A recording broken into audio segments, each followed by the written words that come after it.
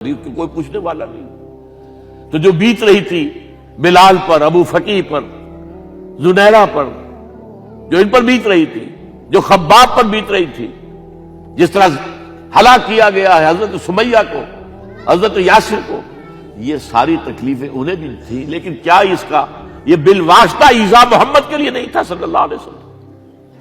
آپ کے ساتھی، آپ کی جانثار. لیکن آپ ان سے بھی کیا کہیں، فصبروا فصبروا فصبروا. جب ابو جہل بدترین ٹارچر کر رہا تھا حضرت سمیہ اور حضرت یاسر کو رضی اللہ تعالی عنہما، آپ کے علم میں ہے کیسی کیسی ٹارچر کی ہے. جوان بیٹے کو باندھ دیا ایک ستون کے ساتھ، اس کی نگاہوں کے سامنے براہنا کیا ہے ماں کو.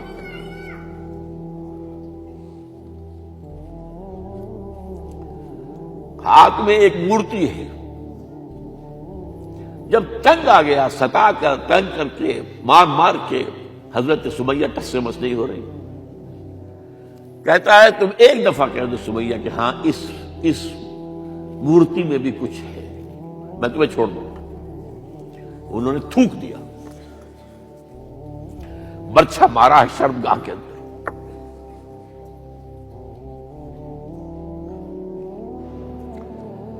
کتنی تکلیف پہنچی ہوگی حضور کو. لیکن آپ گزر رہے، اصبروا یا آل یاسر فإن موعدکم الجنہ. اے یاسر کے گھر والوں صبر کرو، تمہارے استقبال کی تیاریاں ہو رہی ہیں جنت. یہ سیرت کوئی بلاتا سناتا ہے، یہ سیرت. یاسر کے ساتھ کیا کیا ہے؟ 4 اونٹ نر سانڈ، اور ان کے ساتھ رسے باندھ کر ایک رسے سے ان کا ایک بازو باندھا، ایک سے دوسرا بازو، ایک سے ایک ٹانگ، دوسرے سے دوسری ٹانگ. انہیں دوڑایا ہے کہ پرکھتے ہو جیسے قسم کے. یہ دین ایسے ہی قائم نہیں ہوا. عدل و انصاف کا نظام ٹھنڈے ٹھنڈے قائم نہیں ہوتا، گھر میں آرام سے بیٹھے ہوئے قائم نہیں ہوتا. اور سنیے، 3 برس شیب بنی ہاشم کے تو قید ہے. 3 برس. اور یہاں کی قید پر قیاس نہ کریں. یہاں تو جیل میں کھانے کو ملتا ہے، راشن ملتا ہے، جیسا بھی ملتا تو ہے نا.